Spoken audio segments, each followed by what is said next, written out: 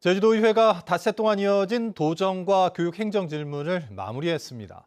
그런데 의원들이 이 질의 시간에 스마트폰으로 스포츠나 실시간 기사를 검색하는가 하면 도중에 자리를 비우기도 해 눈살을 찌푸리게 했습니다. 홍수연 기자입니다. 제주도 교육청에 대한 교육 행정 질문 이틀째.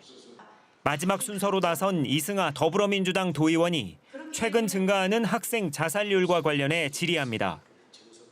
우리 청소년에 대한 수치는 더 악화되고 있다는 겁니다.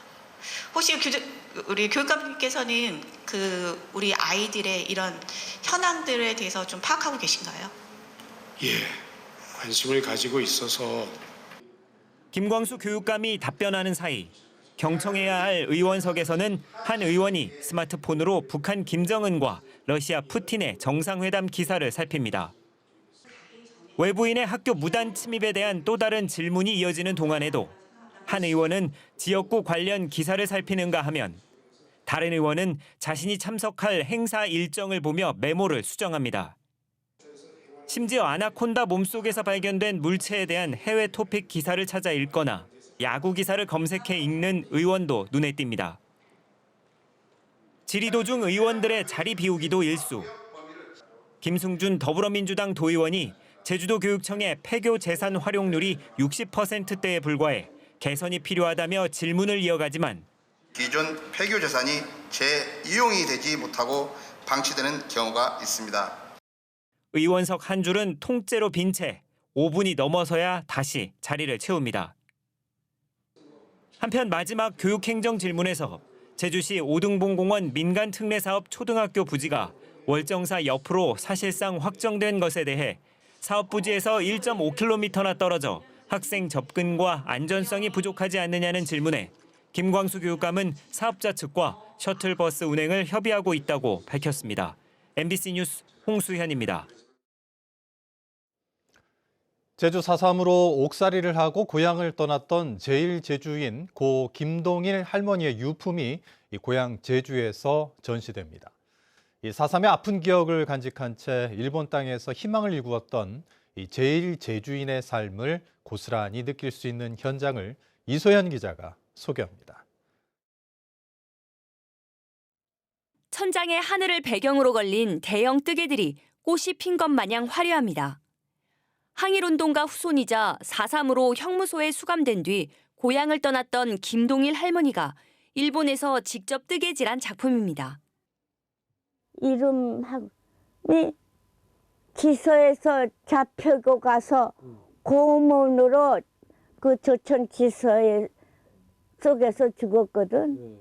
그때부터 더 조천은 악막하게 막 혁명이 일어났지. 50년대 후반 일본으로 건너간 김 할머니는 살아남은 자의 미안함과 고향에 대한 그리움을 뜨개질과 옷수집으로 잊으려 했습니다. 할머니가 남긴 유품만 2,000여 점. 유품 정리를 돕던 한 설치 미술가를 통해 새로운 작품으로 탄생했습니다. 또 이제 이전에는 4.3이 굉장히 추상적으로 느껴졌는데 김동일 선생님의 옷을 보고 만지고 냄새를 맡으면서 4.3이 굉장히 직접적으로 이렇게 다가오는 느낌이 들어가지고. 제가 입은 이 옷은 김동일 할머니의 유품인데요. 이번 전시에서는 할머니의 옷을 직접 입고 체험함으로써 참여자들의 삶 속에 스며든 기억을 함께 공유하는 자리가 마련됐습니다. 또 4.3 유족들과 대학생들이 할머니의 옷을 재창작해 직접 입어보고 선보이는 런웨이도 전시 첫날인 내일 선보입니다. 유품을 직접 손으로 리폼을 하고 이런 워크숍을 하면서 이제 조금 더 직접적으로 그 사건에 대해서 느낄 수 있었던 것 같습니다. 오는 11월 12일까지 이어지는 기억 샤워 바다 전시전. 유품을 나누는 과정이 4.3을 추념하고 역사를 살아낸 개인을 기억하는 새로운 문화체험으로 거듭나고 있습니다. MBC 뉴스 이소연입니다.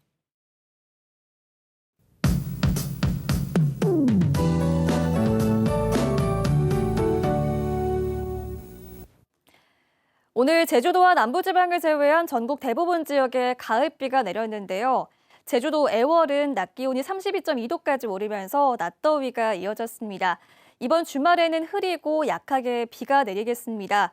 오늘 밤부터 제주에 비가 오는 곳이 있겠고요. 일요일까지 가끔씩 비가 내릴 것으로 예상됩니다. 내일 밤부터 모레 낮 사이에는 국지적으로 강하게 비가 오는 곳이 있겠습니다. 벼락을 동반해서 시간당 20에서 30mm 정도로 강하게 쏟아지는 곳이 있겠는데요. 지역별로 강수량의 차이가 있겠습니다. 중산간 지역과 산간 지역은 일요일까지 많게는 80mm 정도의 비가 오겠고요. 그 밖에 제주 대부분 지역에서는 20에서 60mm 정도가 예상됩니다. 주말 계획하실 때 참고하시기 바랍니다. 남쪽에서 고온다습한 공기가 유입되고 있어서 주말과 휴일 모두 후텁지근하겠습니다. 낮 기온이 30도까지 오르겠고요. 예년 기온을 3, 4도가량 웃돌겠습니다. 가벼운 옷차림 하시기 바랍니다. 자세한 내일 지역별 기온 보시면 아침 최저 기온은 25도 안팎으로 시작하겠습니다. 오늘과 비슷하겠고요. 낮 최고 기온은 북부와 동부 지역 30도까지 오르겠고 서부 지역 28도, 산간 지역 24도 안팎에 그치겠습니다. 바다의 물결은 잔잔하게 일겠는데요. 제주 해상에 벼락이 치거나 돌풍이 부는 곳이 있어서 해상 안전사고에 유의하시기 바랍니다. 다음 주에는 기압골의 영향으로 대체로 흐리겠고요. 목요일부터는 찬 공기의 영향으로 예년 기온을 회복하면서 선선해지겠습니다. 기상정보였습니다. 제주형 행정체제 도입 공론화 연구 용역 일정이 연기됐습니다. 제주도 행정체제 개편위원회는 행정구역 설계 과정에서 지역과 계층, 연령별로 도민 의견을 수렴하고 구역 설정 기준을 보완하기 위해 당초 이달에 열릴 예정이었던 행정구역 간 중간보고회를 다음 달 10일로 연기했다고 밝혔습니다. 이에 따라 행정체제 도입 최종 후보 대안을 선정하는 도민참여단 수기 토론회도 10월 말에서 11월 25일로 연기되지만 연구영역 최종 보고회는 당초 예정대로 12월 말에 진행됩니다. 제주도 자치경찰단은 추석을 앞두고 오는 15일부터 보름 동안 원산지 표시 위반 행위 특별 단속에 돌입합니다. 중점 단속 대상은 중국산 배추김치와 고춧가루를 국내산으로 표시하는 행위와 국내산 돼지고기를 제주산 돼지고기로 표시해 판매하는 행위 등입니다. 원산지 표시 위반 행위로 적발될 경우 7년 이하의 징역 또는 1억 원 이하의 벌금이 부과됩니다. 내년 4월 총선에서 서귀포시 지역구에 출마 의사를 밝혀왔던 허용진 국민의힘 제주도당 위원장이 불출마를 선언했습니다.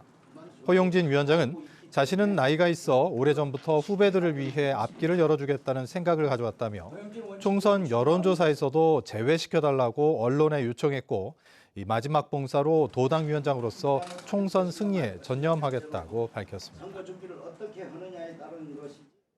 제주 지역에서 화학비료와 농약 사용을 줄이기 위한 캠페인이 이루어집니다. 제주시 오리엔탈 호텔에서 진행된 저탄소 농업 국제 심포지엄에서 김덕문 제주도 농업인단체 협의 회장은 지속 가능한 미래 세대 농업과 농촌을 위해 화학비료와 농약 사용 저감은 선택이 아닌 필수라며 지역 농가와 실천 운동을 벌이겠다고 밝혔습니다. 한편 2019년 기준 제주 지역 단위 면적당 농약 사용량은 41.3kg으로 전국 평균보다 4배 많았습니다. 제주시가 농가일손 부족 문제를 해결하기 위해 내년 상반기 외국인 계절 근로자 도입을 희망하는 농가 신청을 받고 있습니다. 신청 대상은 농작업의 고용을 희망하는 농업인과 본국 거주 4촌인의 친척 초청을 희망하는 결혼 이민자들로 오는 18일부터 다음 달 6일까지 주소지 읍면동 주민센터로 신청하면 됩니다. 뉴스데스크 제주 마칩니다. 고맙습니다.